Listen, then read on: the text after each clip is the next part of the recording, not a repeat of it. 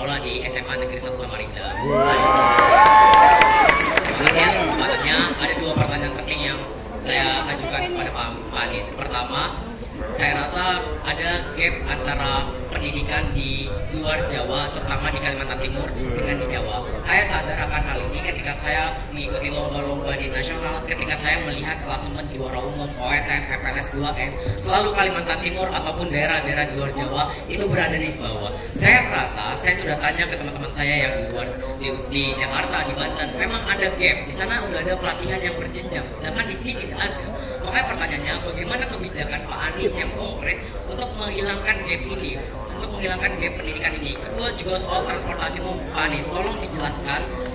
Saya sebagai pelajar saya melihat banyak anak SMP, anak SMA itu banyak yang sudah pakai motor sendiri karena tidak ada transportasi umum yang terjangkau dan juga murah.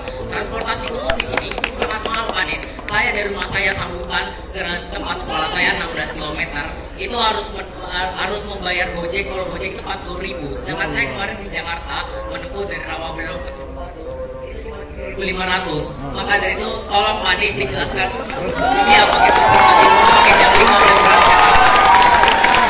Maka dari itu tolong dijelaskan agar kecelakaan bagi para pelajar di Samarinda juga berkurang. Ya, oke. Namanya sekali siapa? Kelvin. Kelvin, terima kasih. Kelvin sudah merasakan Jaklingko di Jakarta ya? Sudah, sangat aman Pak. Ya, terima kasih. Gini, pertama tentang gap pendidikan. Ini problem nyata yang menurut kami bila itu tidak diselesaikan, maka ketimpangan ekonomi akan selalu terjadi. Kenapa? Karena banyak anak-anak dari berbagai daerah dikirim ke Jogja, ke Malang, ke Bandung untuk pendidikan, betul tidak?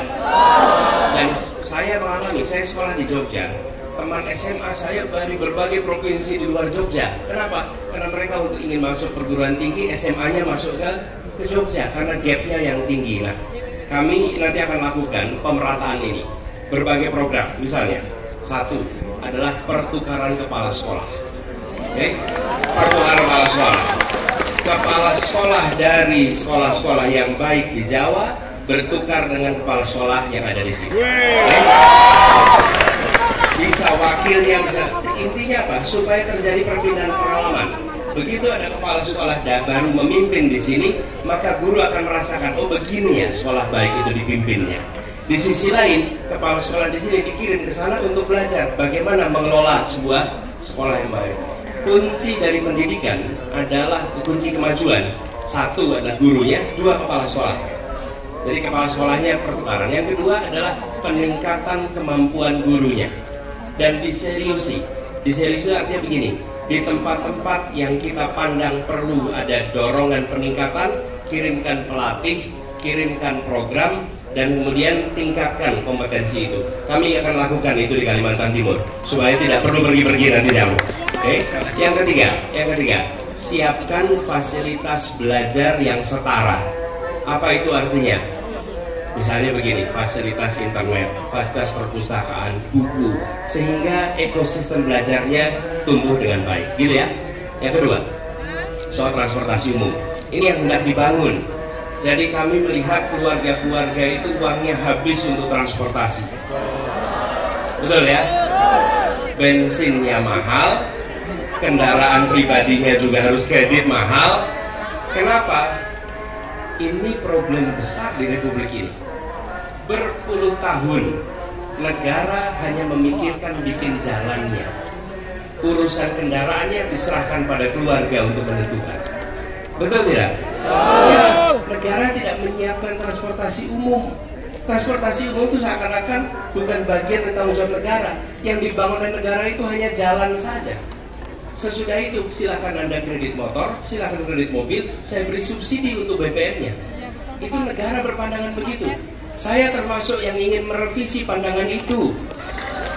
Ya, negara itu harusnya memikirkan transportasi untuk rakyat, bukan hanya memberikan jalannya. Ya, negara harus bangun jalan, tapi negara harus bangun transportasi umum sehingga warga tidak perlu menyiapkan transportasi untuk mobilitas dalam kotanya. Kapan transportasi umum digunakan? Transportasi umum digunakan untuk kegiatan rutin reguler. Rutin reguler. Apa itu rutin reguler? Anak berangkat ke sekolah, anak pulang sekolah, orang berangkat ke kerja, pulang kerja. Itu rutin reguler.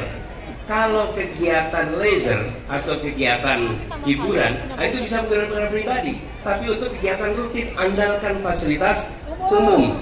Jadi insya Allah itu yang akan dibangun di Samarinda ini, supaya penduduk Samarinda satu, ya, berkurang pengeluaran untuk transportasi.